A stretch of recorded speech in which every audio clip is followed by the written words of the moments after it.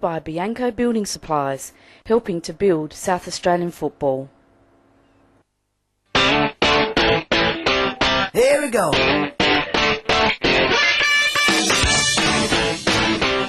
right.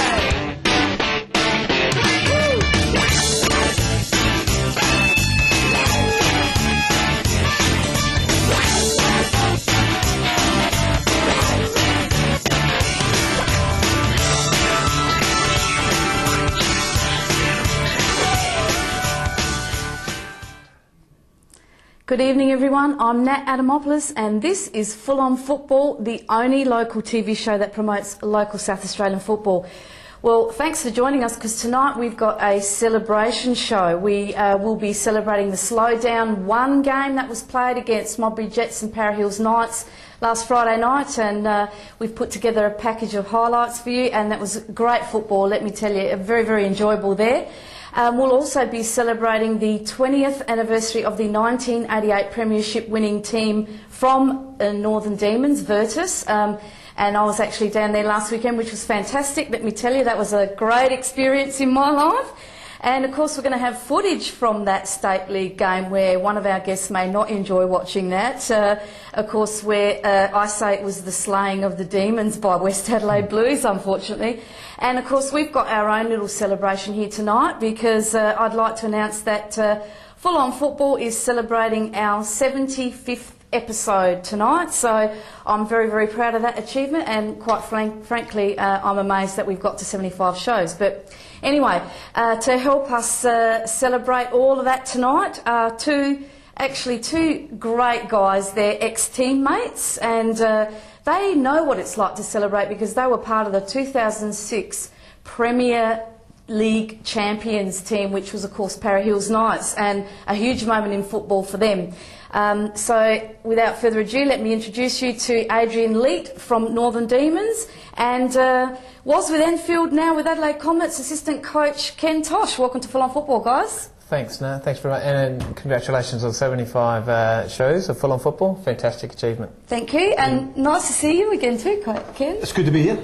Thanks for inviting me here. When you said it was your 75th, I thought she's surely not as old as that. You certainly don't look it. So. I feel that old sometimes, let me tell you. But look, Toshi, I just want to talk to you about, you did leave the Falcons earlier this year, yep, and you joined the Comets. You basically had a dream run, really, being promoted into the Premier League side, or the state Premier League competition, and you've now got a real chance of being promoted as well. Yeah, look, I think it's excellent for the club, for them to be in the State League.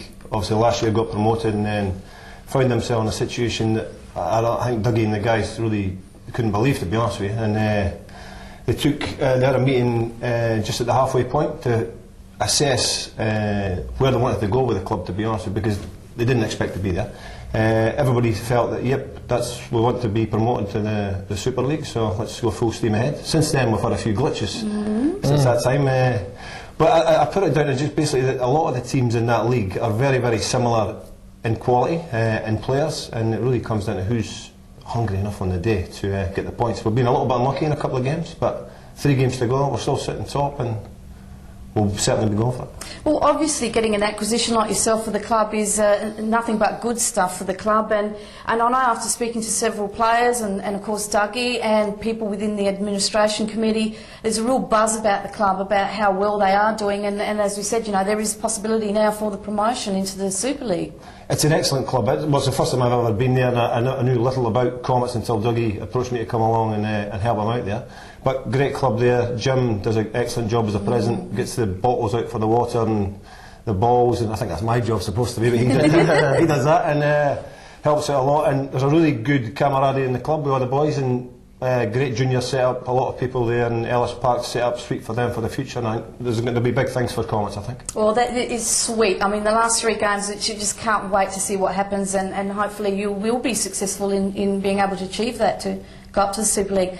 But Adrian, I just want to say, first of all, obviously going down up to Pirrie, yep, can I just apologise for my 6 hours of non-stop chatter to you in the car, up and back? You didn't see the fact that I had my earphones in the whole time. Sorry about that. Didn't, I was just actually. nodding. So that's why you laughed at the distance, obviously. But I do want to say, look, it was a great exercise going up there, because you hear about it, you hear people talking about it, but to actually experience it and to see what goes on and what you have to go through, and the people behind the club, fantastic. A little bit of a hiccup with what happened on the day. Maybe you need a media ban now. You're getting too much exposure. Maybe. But I mean, those games certainly do come along, and you do take a pummeling sometimes. But we've had a very, very good season. However, just with I've been on the other side of the boat where I've been playing for Enfield or Para Hills, and we've done the journey out to Port Pirie, and it's usually seen in a negative light. Mm-hmm. It's like, oh, here we go, we have to travel 2 hours up to Pirie. I tell you what, it's a fantastic club, and being on the flip side, then you couldn't ask for anything more. And yeah. Look, I reiterate those words. As I said, I met a lot of people there, and I was just astounded with the number of people that did come up, introduce themselves, talk to me about the club. I just hate to think for every club to sit out there and think, you've got half your team training in Adelaide, half your team training elsewhere. You never really get together until you play the game. It is a huge feat that you're doing each and every week, and I congratulate you all for doing it, because you're doing a great job. Certainly, thank you very much. It is a lot harder. Obviously, some people may not know that, yes, we do have an Adelaide-based squad that we train together, and I take that sort of the training for the seniors, 23s and 19s. And then, there are the number of people that train up in Port Pirie with Anthony Brevi. But it is hard, and we are up against it for that reason, because we don't get to catch up on apart from game day sort of thing. So we are up against it as a club, but we accept that, and we also we're out there sort of putting our best foot in the park anyway. So no, it was fantastic. Honestly, it was fantastic. I can't talk enough about it. Ken, did you want to say something before? No. No. Oh, I wanted to say something. I thought when you said about getting overexposed, he doesn't mind exposing. I was going to add something on Kenny Tosh, just with Kenny going to Comets. Obviously they've got a great setup at the Comets, and they're doing very well. But this bloke here, I'll blow your trumpet, mate. He'd be a fantastic pickup. I've played with him a number of times at Enfield and Para Hills. And he's a great acquisition for any club to pick up, whether it's on the park or off. So that's it. Yeah, definitely. Look, Ken, what about your plans for next year? Obviously, you retired this year. But what are you doing next year? What are you doing next year? 2009. It's half crossed my mind over the past couple of weeks. I went through a big change of things. I moved house, work's very busy with my company, and Dougie's asked me to help him out. The coaching side's a lot different than playing, and you don't appreciate that when you're playing, because you think that you're the best coach when you play, and you rock up and you think, oh, we shouldn't be doing this, or I don't know why they do this and this sort of thing. But it takes a lot of preparation, and I can see Dougie comes prepared every week, and we're going to do this, and you try and not keep the guys bored, try and give them something that that's going to help them for the game coming up, and who you're playing against, and what we did last week, and changing all that sort of thing. So it does take a lot of work. I don't know how much time I've got that I can spend doing that. I don't know if I still want to kick a ball. When I get fed up, I get involved with the games and that at training, so that sort of keeps my foot in there. But I really, at this stage, I'm just enjoying what these guys are doing. Glad to be a part of it. Hopefully they can go on and do bigger and better things, and basically playing it by ear at the moment. That there's no any decision being made on what we're going to do. Yeah, well, talking about coaching, the one good thing about being a couple of hours in the car with you, Adrian spoke about that, about how difficult it is.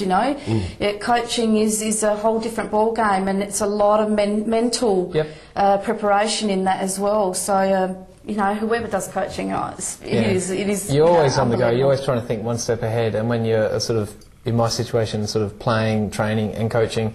It's very energy, sapping mentally, and you really do have to think one step ahead, keeping the boys, as Kenny said, motivated, interested, on the go, sort of thing. So, well, as a player, you come home from work, you get changed, you go to training, and just rock up, and do what you've got to do. But in regards to the coaching side, you've got to think what you're going to get them to do, and motivate them, and teach them all different things, and different personalities, different egos. Pamper this guy, hammer this bloke, and Yeah, it's a bit like doing this show. Very much so. Okay, well, look, we know both of you are very hard workers on the pitch. We're going to get you working hard here today. Obviously, this is the Super League segment, so we'll get straight into the results from round 15 of the Super League.